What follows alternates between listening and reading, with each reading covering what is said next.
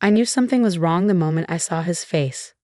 My son Ethan stood beside his painting, 11 years old and rail thin, his eyes scanning the crowded community center for some sign of approval.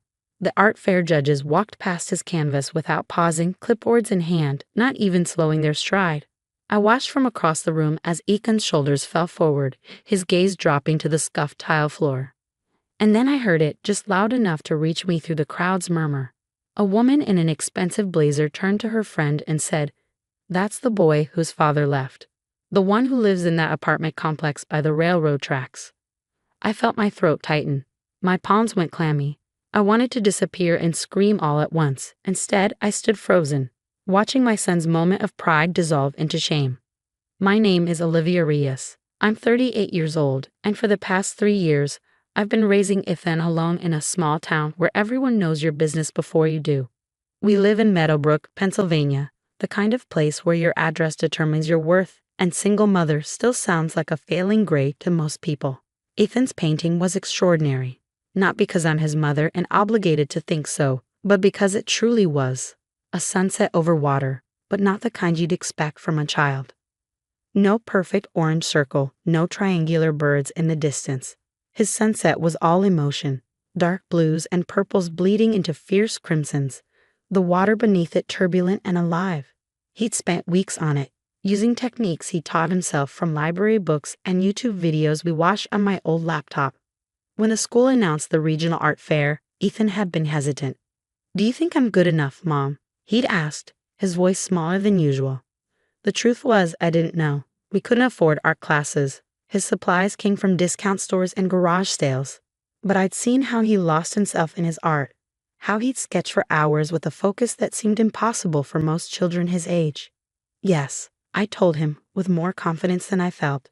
"You absolutely are." So here we were. Ethan stood by his painting, wearing the one button-down shirt he owned, his hair combed neatly for once.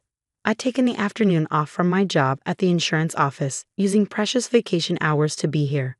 The judges had already passed by, not giving his work more than a cursory glance. Parents in tailored clothes clustered around other displays, where children described their private lessons and specialized techniques. We didn't belong here.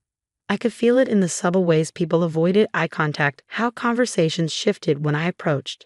Ethan's painting stood in its lonely corner, beautiful and unseen. I started walking toward him, ready to suggest we leave early, get ice cream, pretend this afternoon hadn't mattered. But before I could reach him, someone else approached his painting. An older man, perhaps in his 70s, with silver hair and a weathered face. He wore simple clothes, khaki pants and a blue Oxford shirt with the sleeves rolled up. Paint stains dotted his hands and forearms. He stopped in front of Ethan's canvas and stood perfectly still, not the quick glance of the judges, not the polite pause of indifferent adults. He truly looked at the painting, leaning in close to examine brushstrokes, then stepping back to take in the full composition. Ethan watched him nervously, clutching the small stack of handouts he'd made explaining his work. The man hadn't spoken yet, hadn't even acknowledged Ethan's presence. He just studied the painting with an intensity that drew attention from nearby observers. I moved closer, protective instincts flaring, but something kept me from interrupting. The man's focus was so complete, so genuine. Finally, he turned to Ethan. "Did you paint this?" His voice was deep and quiet. Ethan nodded, handing him one of his carefully prepared handouts with trembling fingers. The man didn't take it.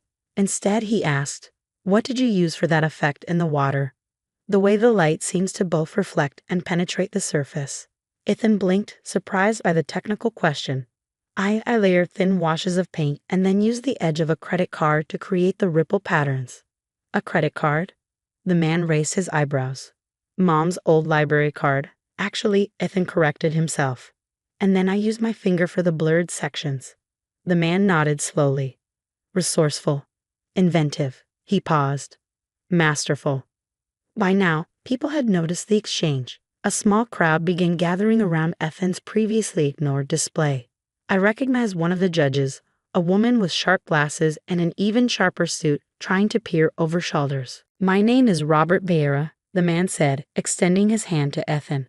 My heart skipped a beat. Robert Vieira, the name was familiar even to me. He had been featured in the local paper last year when the Philadelphia Museum of Art acquired one of his paintings. Ethan's eyes widened. The Robert Vieira, who painted The Persistence of Weather? The man? Robert smiled, clearly surprised that an 11-year-old knew his work. You've seen it? Only online, Ethan admitted. Mom and I looked up famous Pennsylvania artists for my school project. I've watched all your technique videos. Robert's expression softened. He turned back to the painting, gesturing toward the horizon line. You understand something many trained artists never grasp. The edge between elements, where sky meets water, that's not where two things separate. It's where they connect. The judge with the sharp glasses had pushed her way forward. Mr. Vieira, she said, her tone suddenly deferential. We didn't know you were attending today. I wasn't planning to, he replied without looking away from Ethan's painting. My granddaughter's soccer game was canceled. Lucky coincidence. He turned to the judge. This young man's work, have you evaluated it yet? She fumbled with her clipboard. We've made an initial pass, but our final decisions aren't until. Look again, Robert said firmly. Really look. He gestured toward the canvas.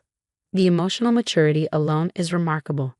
But technically, the composition, the brushwork, the understanding of light? He shook his head. I've taught graduate students who couldn't achieve this level of expression. The crowd had grown larger. Parents who had earlier steered their children away from our corner now pressed forward, straining to see what had captured Robert Vieira's attention. The judge examined the painting with new interest, making notes on her clipboard. Ethan stood straighter, his eyes darting between Robert, the growing audience, and me. I gave him a small nod, fighting back tears. Robert turned to Ethan again. Where do you take lessons? The dreaded question. I stepped forward, ready to intervene, to explain our circumstances, to apologize for what we couldn't provide. But Ethan spoke first. I don't take lessons. We can't. He paused, then lifted his chin slightly. I teach myself. From books and videos. Sometimes Mom sits with me while I paint. I expected pity to cross Robert's face. That familiar look adults get when they're about to offer charitable solutions. Instead, he nodded with what looked like genuine respect. Self-taught, he said thoughtfully. That explains the originality. No one telling you what's correct. He looked at me then. A warm acknowledgement. Sometimes the best thing we can do for young artists is to give them space and time. The judge cleared her throat. Mr. Vieira, would you be willing to say a few words to all our participants, perhaps share some insights about the importance of artistic development? Robert considered this, then nodded. I'd be happy to, but first. He reached into his pocket and pulled out a business card, offering it to me. The university where I teach has a weekend program for exceptional young artists. Full scholarship, no auditions or applications necessary for nominees. I took the card, momentarily speechless. I'd like to nominate your son, he said simply. The judge's eyebrows shot up. Robert Vieira's endorsement clearly carried significant weight. She made another note on her clipboard, suddenly very interested in Ethan's information sheet. Robert returned his attention to Ethan. Would you be willing to explain your painting to the other students? Talk about your process, what inspired you? Ethan looked terrified at the prospect, but also thrilled. He glanced at me. You can do it, I whispered. And he did. Standing beside Robert Vieira, my son described how he'd been inspired by the evenings we spent at the public park near the train tracks, the only place in town with an unobstructed view of the sunset. He explained how he'd observed the water on different days, choppy, calm, reflecting clouds and light. He talked about mixing colors, about failed attempts and discoveries. The audience listened, really listened. I watched parents nudge their children forward to hear better. I saw the other judges taking notes. Most importantly, I saw Ethan speaking with growing confidence, his passion overcoming his nervousness. When the official program began, Robert gave his talk as promised, but instead of vague encouragements, he used specific examples from the displays, including Ethan's, to illustrate his points. True art, he said, doesn't come from privilege or perfect circumstances. It comes from observation, emotion, and the courage to express what you see in the world. By the end of the day, Ethan's painting had a blue ribbon attached to its frame, first place, middle school division. But more meaningful than the ribbon was the crowd of students who gathered around him, asking questions, admiring his work, inviting him to see theirs. As we packed up to leave, Robert approached us one last time. The program starts in 3 weeks, he said. Saturday mornings, I'll be teaching the first session. I don't have a way to get there, Ethan said, his excitement dimming. The university was in Philadelphia, nearly an hour away by car. We'll figure it out, I promised, though I wasn't sure how. Robert looked between us, understanding the unspoken challenge. There's a train from Meadowbrook Station directly to campus, he said. The program provides transit passes for students. That night, Ethan couldn't sleep. He sat at our small kitchen table, already sketching ideas for new paintings. Do you think Mr. Vieira really liked my work? He asked for the 5th time, or was he just being nice? Robert Vieira doesn't strike me as someone who says things he doesn't mean, I told him, placing a mug of hot chocolate beside his sketchbook.